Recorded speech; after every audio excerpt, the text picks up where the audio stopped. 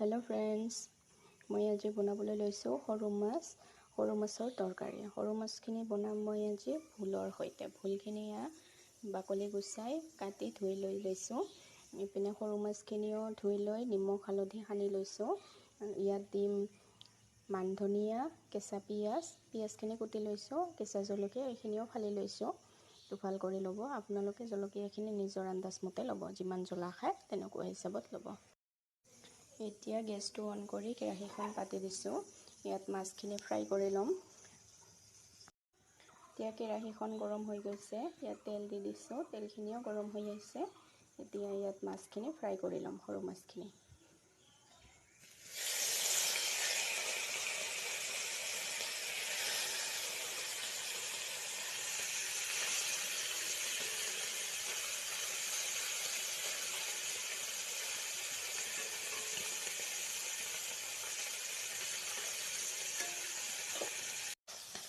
মাছখিনি এতিয়া লুটিয়াই দিম।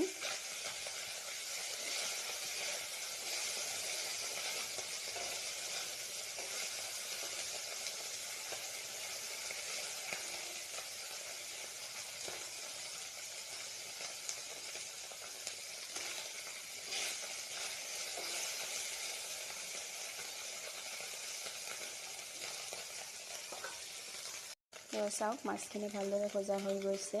এনেদৰে গোটেই মাছখিনি ভাজি ল'ম। মই ইয়াত বেচন লৈ লৈছোঁ।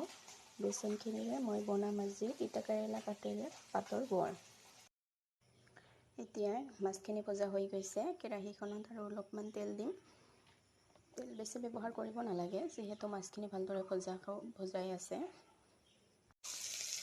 এতিয়া কেৰাহীখনত অলপ তেল দি কেঁচা পিঁয়াজ আৰু কেঁচা জলকীয়া দি ভালদৰে লৰাই ল'ম।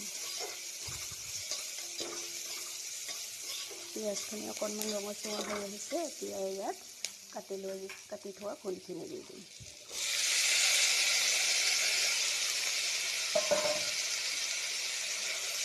ভোলখিনি অকণমান লৰাই ইয়াত নিমখ আৰু হালধি দি দিম।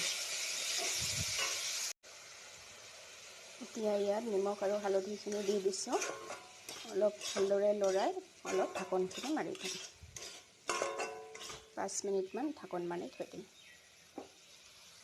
বেচনখিনিত মই এতিয়া নিমখ হালধি দি দিম। ইয়াত লৈছোঁ হালধি অকণমান, বেছি হালধি নালাগে, অলপ দিলে হ'ব, আৰু সোৱাদ অনুসৰি নিমখ।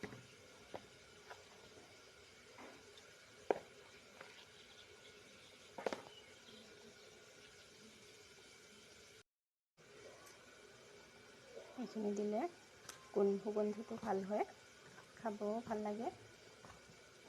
আপোনালোকে যদি পচন্দ নহয় আপোনালোকে নিদিব পাৰে। এতিয়া এইখিনি ভালদৰে মিক্স কৰি ল'ম। মিক্স কৰি এটা এনেকুৱা বেটাৰ বনাই ল'ম। যিহেতু মই কেইটামান পাতহে লৈছোঁ, কেইখিলামান, ইমান বেটাৰ দৰকাৰ নাই। অলপ ইয়াত ঢাকনিখন গুচাই ইয়াত ভোল আৰু পিঁয়াজখিনি ভালদৰে অকণমান লাৰি ল'ম। বেছি সময় নালাগে এইখিনি বনাওঁতে। ভোলখিনি যিহেতু সিজি গৈছে, আৰু অকণমান লৰাই মাছখিনি ইয়াত দি দিম। এতিয়া মই ইয়াত মাছখিনি দি দিম।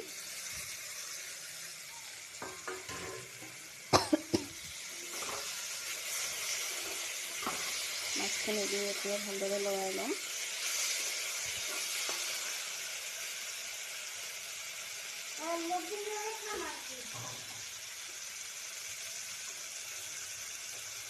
আৰু অকণমান জিৰা গুড়ি দি দিম।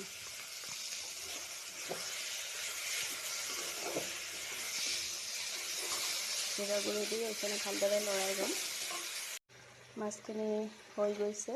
এতিয়া ইয়াত অকণমান পানী দি দিছোঁ। আপোনালোকে পানীখিনি নিজৰ ইচ্ছামতে দিব, যিহেতু এইখিনি মই জোল নকৰিম, অকণমান থপথপীয়া কৰিম। এনেকুৱা ভালদৰে উতলটো আহি গ'লে মই ইয়াত নমাই দিম। সেয়া চাওক, মই গেছটো নমাই দিছোঁ, আৰু এতিয়া মাছখিনি হৈ গৈছে মোৰ। এইখিনি এতিয়া নমাই ল'ম। এয়া মোৰ মাছৰ তৰকাৰী ৰেডি হৈ গ'ল। আপোনালোকক মই এটা টিপছ দি দিছোঁ। যেতিয়া মোৰ দেৰি হৈ যায়, সোনকালে কৰিব লগা হয়, মই এনেদৰে ভাতৰ লগত কুকাৰতে দালিখিনি দি দিওঁ। এটা গিলাচত ভৰাই ভালদৰে দালিখিনি ধুই তাৰপিছত গিলাচটোত অকণমান পানী আৰু দালিখিনি দি চাউল যেতিয়া বহাই দিওঁ ভাতৰ কাৰণে, তাতে গিলাচটো এনেদৰে মাজত বহাই দি দিওঁ। তেতিয়া দালিখিনি সিজি থাকে আৰু এইপিনে মই মোৰ তৰকাৰীখিনি ৰন্ধা হৈ যায়। আৰু এইফালে শেষত এনেদৰে পানীখিনি গৰম দি কেৰাহীত তাৰপিছত দি দিওঁ ইয়াত দালিখিনি সিজা দালিখিনি ইয়াত ঢালি দি দিওঁ। এয়া চাওক, সিজাই ৰখা এইটো গিলাচতে মই দালিখিনি দি দিছিলোঁ। ইয়াৰ পৰা এতিয়া মই এখন কাঁহীত এইখিনি ট্ৰান্সফাৰ কৰি লৈছোঁ আৰু চাওক কেনেদৰে ভালদৰে সিজি গৈছে। এতিয়া মই এইখিনি কেৰাহীত ঢালি দি দিম। যিহেতু কেৰাহীৰ পানীখিনি গৰম হৈ গৈছে, ফেন উঠিছে, এতিয়া ইয়াত মই দালিখিনি ঢালি দিম। এতিয়া বৰখিনি ভাজিম, ইয়াৰ কাৰণে কেৰাহীখন পাতি দিছোঁ। তেলখিনি দি দিম ইয়াত।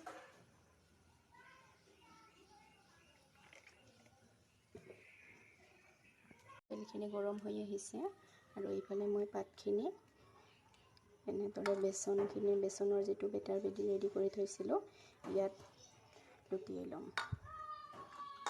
ভালদৰে ল'ব, তেতিয়াই গোটেই গাটোত লাগি ধৰে। তাৰপিছত এইখিনি ভাজিম।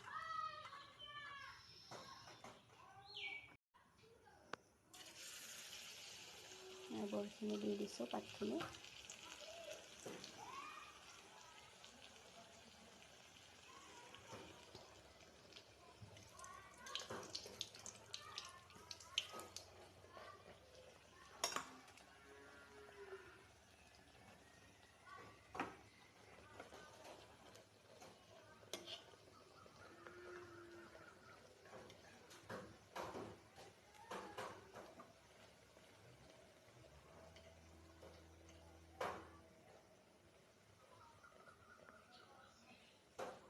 ইয়াৰ পাতখিনি হৈ গৈছে, দুয়োফালে শিলুটি কৰি ৰঙচুৱা হৈ আহিছে। এতিয়া এইখিনি নমাই ল'ম। এনেদৰে এটা এটাকৈ ভাজি ল'ম।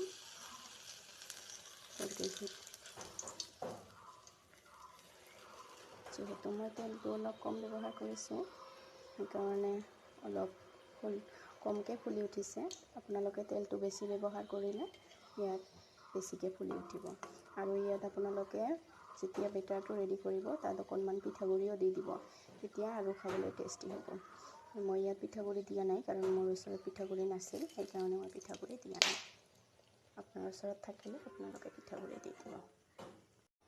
এয়া আমাৰ গৰম দিনৰ দুপৰীয়াৰ চিম্পল গাঁৱলীয়া লাঞ্চ থালি। ইয়াত আছে, এইটো হৈছে তিতাকেৰেলা পাতৰ বৰ, ইয়াত আছে সৰু মাছ, ভোল, মান ধনিয়া আৰু পিঁয়াজৰ সৈতে, দালি আৰু নেমু টেঙা আৰু কেঁচা জলকীয়া। সাধাৰণভাৱে বনোৱা, অতি সাধাৰণভাৱে সহজতে বনোৱা দুপৰীয়াৰ লাঞ্চ।